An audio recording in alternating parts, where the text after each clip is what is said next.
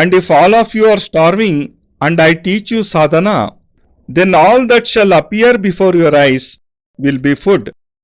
Hence, first it is necessary to remove all shortcomings in your life through sadhana.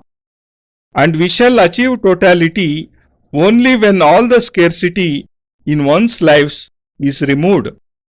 This is necessary, for we are just householders. If we had been ascetics, then it would not have mattered. If I had been an ascetic, I would have said to you, leave your house, come with me to Haridwar. You would have said, Your Holiness, you are an ascetic. It is fine with you to say so. But I have a daughter and have to get her married first. You have no daughter. What do you know of worldly responsibilities? And all this is true, for an ascetic cannot know all this. He cannot understand the responsibility of having a daughter. He cannot understand all the problems faced in a family life. Only you can understand all this. An ascetic does not know what hunger is, because wherever he goes, people offer food to him in devotion. The ascetics are healthier than us, while we have to struggle for food. Their cheeks are full, while ours are sunken. No ascetic has to go hungry, while we always have to worry about food, clothing, and all other tensions which fill our life. This is because they do not have to struggle for food. They get it free, while we have to toil hard, and then too we manage to earn just enough to fill our bellies. Hence, sadhana is a process of removing all the shortcomings of life. If you are ill and I ask you to accomplish a sadhana, then you cannot carry it out. How can you do penance when you can't even speak out due to incessant coughing? If you do not have a son, you cannot accomplish a sadhana because you shall always be worried about having a child. If you have a daughter of marriageable age, then too you won't be able to concentrate your mind. If I ask you to go and meditate closing your eyes, and you have a quarrelsome spouse, then as soon as you sit down in meditation, she will start shouting at you. I told you, he can teach nothing. Of what use is all this sitting with your eyes closed? Why don't you go to the shop? This is why all problems of life should be first sorted out. The verse which I had recited in the beginning means that a guru must help in removing all the problem from one's life through sadhana, and he is a guru only if he is able to do so. Those who just preach and leave are not gurus.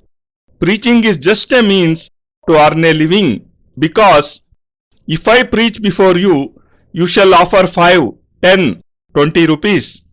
And if you offer 200 or more rupees daily, then I shall earn at least 8,000 rupees in a month, which is even more than what a collector earns.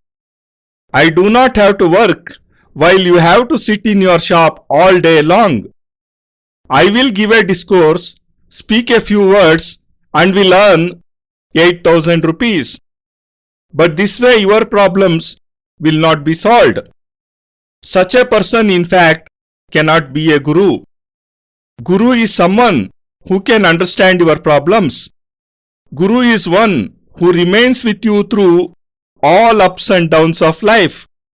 Guru is one who explains such sadhanas to you through which all your problems can be solved. Your tensions cannot be removed by you. If this had been possible, you would already have done so, and you wouldn't then have come to me.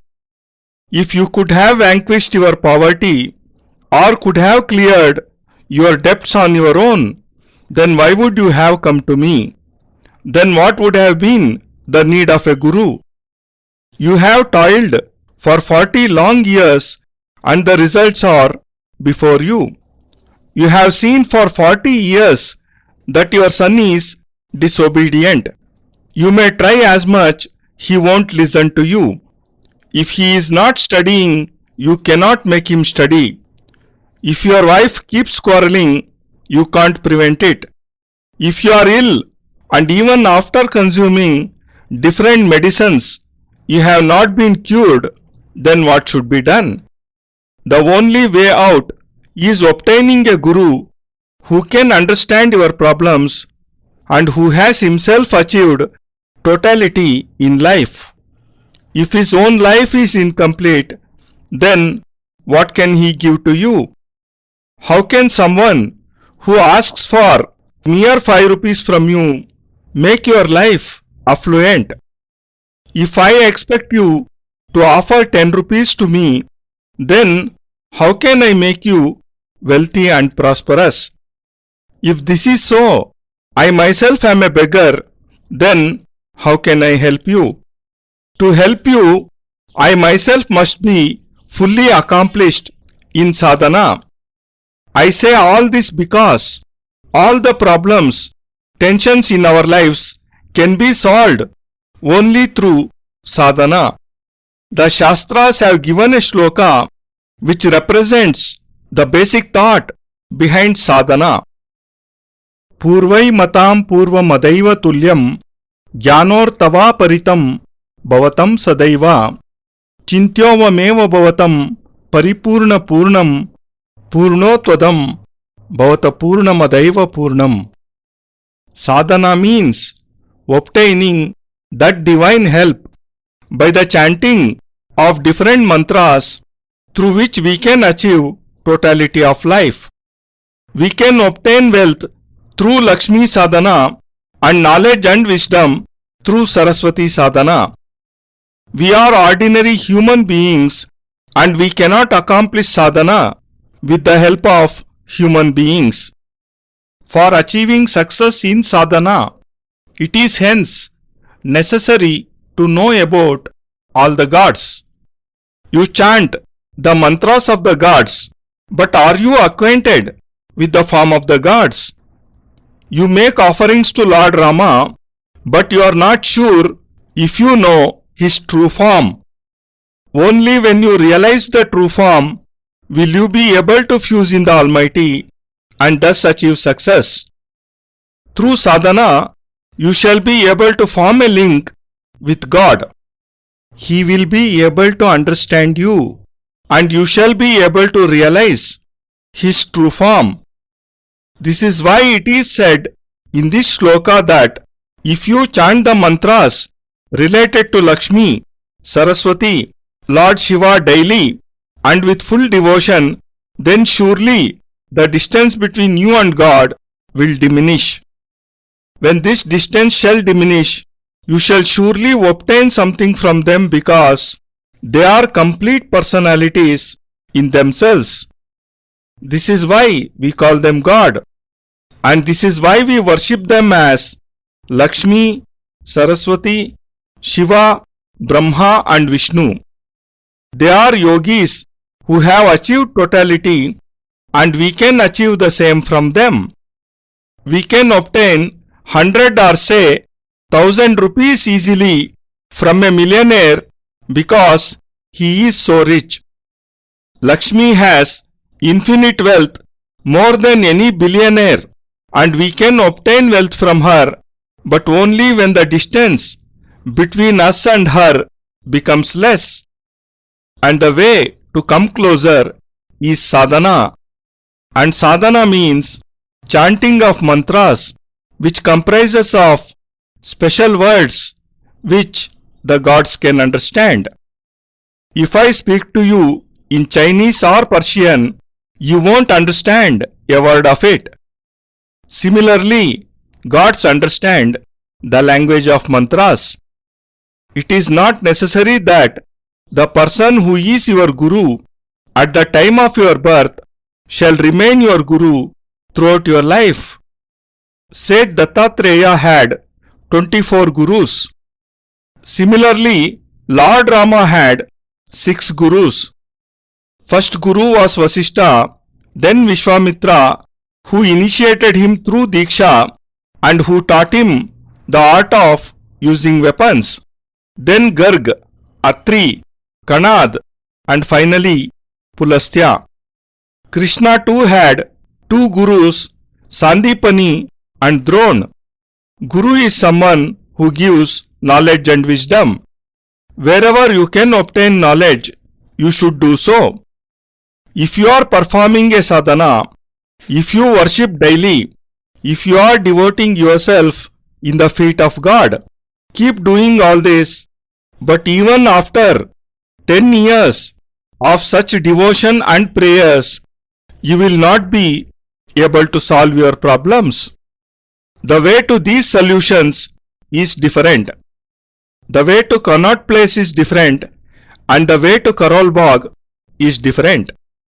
If you wish to go to Karol Bagh, you will have to take the road to Karol Bagh, and if you wish to go to Connaught Place, then you will have to choose a different path.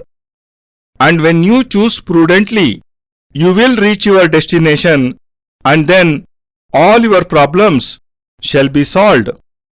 The next step is to reach the state called Brahma, and the third step is the process of losing oneself in joy.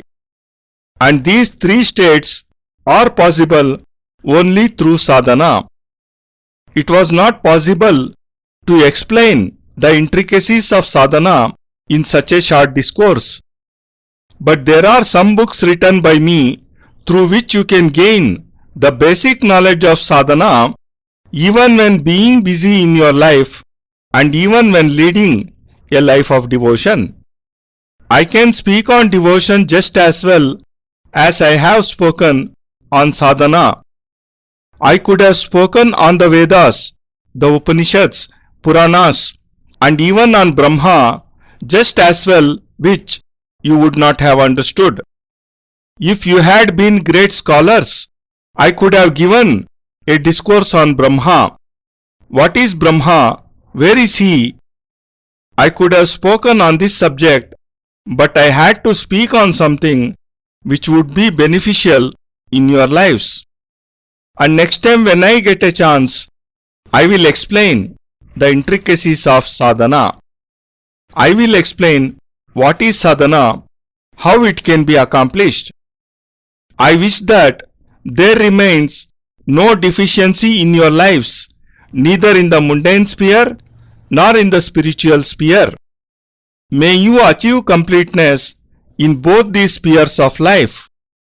May you attain all that in your life which has been called dharma. May you acquire so much money that you go on to build temples, schools, orphanages, and may you become wealthy and prosperous. May you acquire all pleasures of life, a good wife, children, friends, comforts, fortune, and prosperity. And when you achieve all this, you will be able to attain salvation along with great peace. But for all this, a guru is essential. This is why a guru is called Brahma, Vishnu, Shiva, and the ultimate divine power, the Param Brahma. If he is a real guru only, then he is Param Brahma. But if he is an impostor, he cannot be. Guru can be fraud, Guru can be deceitful, Guru can be unfaithful, he may loot you. But such persons are not in the real sense gurus. Only one who can show you the right path is a guru. May you acquire such a guru in this life itself. In Rajasthan, from where I come, Nigura is a word used as an abuse. If a person does not have a guru in his life, then it is an abuse in itself. Your Nigura means you do not have a guru. How then shall you achieve totality of life? This is the worst abuse. I bless you and may you obtain a real guru in your life. May you achieve totality in your life. May you attain prosperity. Once again, I bless you from the depths of my heart.